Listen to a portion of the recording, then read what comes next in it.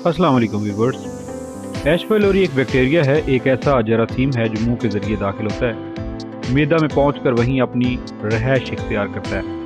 इसके बावजूद कि बहुत से जरासीम जो हमारी रोज़मर्रा की खाने पीने वाली खुराक के साथ मुंह के रास्ता मैदा में पहुंचते हैं, मगर मैदा में मौजूद एसिड की वजह से मारे जाते हैं और बगैर नुकसान पहुंचाए पखाना के रास्ते खारिज हो जाते हैं। मगर एच पाइलोरी पर मैदा के इस तेज़ाब का कोई असर नहीं होता और नतीजा में ये मैदा के अंदर ही परवरिश पाना शुरू कर देता है। एच पाइलोरी बैक्टीरिया मैदा को नुकसान का बायस बनता है। ये मैदा को शदीद ज़ख्मी करता है, इसके अंदर खुराक को हज़म करने वाले सिस्टम को मुतासर करता है। जब खाना ठीक तरह से हज़म नहीं हो पाता तो वो वहीं गलना सड़ना शुरू हो जाता है। इसके बाद हम अपनी खाने की रूटीन के मुताबिक दूसरे फिर तीसरे वक्त का खाना खाते हैं, मगर चूँकि पहले से मौजूद खाना अभी तक हज़म नहीं हुआ होता, ऊपर से मज़ीद खाने की वजह से मैदा भारीपन का शिकार हो जाता है और थोड़े ही दिनों में एच पाइलोरी की अलामत ज़ाहिर होना शुरू हो जाती हैं। अलामत से पहले वजूहात की बात मुकम्मल करते चलें तो व्यूअर्स, एक बहुत बड़ी वजह आलूदा पानी और आलूदगी से भरपूर सड़क किनारे खड़ी रेहड़ियों, ढाबों या होटलों से खाना पीना है, जिसकी वजह से न सिर्फ एच पाइलोरी बैक्टीरिया बल्कि लातादाद और जरासीम भी इन आलूदा खाने पीने की चीज़ों के साथ हमारे मैदा में पहुँच जाते हैं। बात करते हैं एच पाइलोरी की अलामत की, जिसमें मैदा के मुकाम पर अचानक शदीद दर्द और मरोड़ होता है। दर्द वक्फा से होता है, खाली पेट दर्द ज़्यादा होता है, भूख कम लगती है, पेट में गैस, अफारा, मतली और उल्टी की कैफियत हो जाती है, डिकारें आती हैं, मरीज़ के मुंह से बू आती है, मैदा में ब्लीडिंग की वजह से पखाना काले रंग का हो जाता है। व्यूअर्स, याद रखें, हाइड्रोक्लोरिक एसिड यानी HCl खाने को तोड़ने के लिए होता है। जब एच पाइलोरी HCl में शामिल हो जाता है तो खाना ठीक तरह से हजम नहीं हो पाता, जिसकी वजह से बदहजमी शुरू हो जाती है, पेट फूल जाता है और मज़ीद भूख नहीं लगती, कब्ज़ भी हो जाती है। इसके साथ ही मैदा में जलन और दर्द शुरू हो जाती है। एच पाइलोरी मैदा के अल्सर होने का सबब बनता है। अगर हम इसके इलाज को नज़रअंदाज कर दें तो अल्सर कैंसर में मुंतकिल हो जाता है, जो यकीनन जानलेवा साबित होता है। इसके अलावा बार बार कब्ज़ रहने की वजह से फाइल्स की शिकायत शुरू हो जाती है।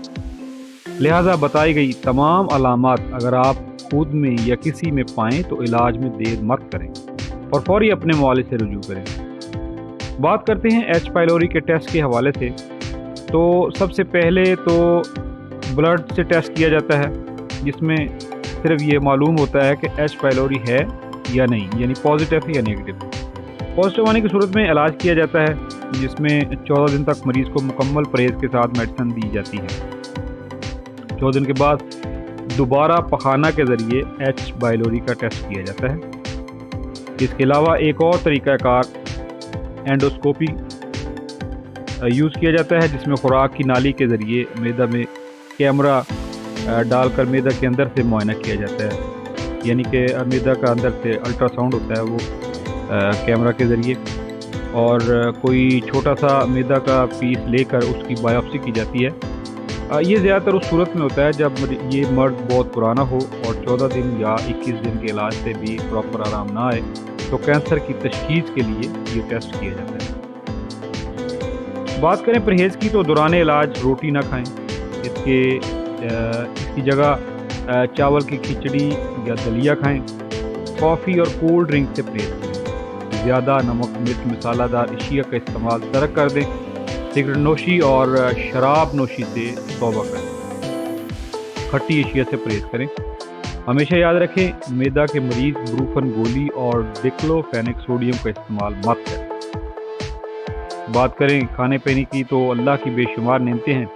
दौरान इलाज पानी साफ़ सुथरा उबाल कर पिएँ, सौंफ वाला दूध पिएँ, दही का इस्तेमाल बढ़ा दें, सब्जियों में भिंडी, मूली, कद्दू इस मर्ज़ के लिए बहुत मुफीद हैं। ऊँटनी का दूध पिएँ और रोज़ाना 2 अदद केले भी खाएँ। यहाँ एक बात और काबिल ज़िक्र है कि ये बैक्टीरिया के मुतासरा शख्स से दूसरे सेहतमंद को मुंतकिल हो सकता है, इसलिए मुतासरा शख्स किसी के होंठों पर किस ना करे और ना ही कोई सेहतमंद इंसान किसी मुतासरा शख्स का छोड़ा हुआ पानी या खाना इस्तेमाल करे।